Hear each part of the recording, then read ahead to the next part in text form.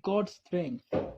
Tunaongozwa na nguvu za Bwana. We release our heart the power of God, the strength of God. Anatupatia nguvu ya kufanya mambo, anatupatia nguvu ya kumtumikia, anatupatia nguvu ya kutumikia familia zetu, anatupatia nguvu ya kutumikia biashara zetu. It is when you put trust in him, when you just take God as your trust in your heart, you just make God your pillar. When you do make God your trust, you make him as you make him your pillar. Ukimtumainia Bwana unamfanya kuwa mtu akukushikilia, yeye ndiye atakushikilia. So another thing is spiritual growth.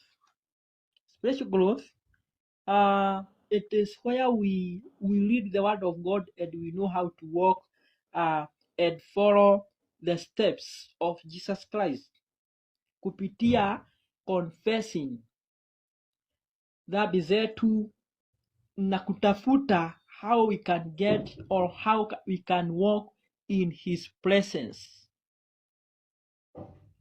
how we can walk in his presence. So spiritual growth,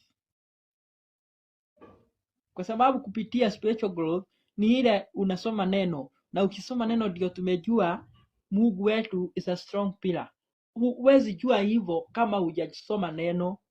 Huwezi jua Mungu huwaga anabariki kama hujasoma neno. Uone alibariki akina nani, uone huwaga anabariki aje, uone when he said that we follow his commandment.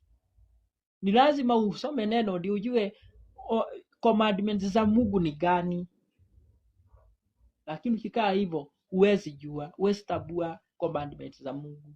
So spiritual growth, we read the word of God, tunaenda katika presence yake through prayers, tunaenda katika grace yake through trusting and being reliable to his name.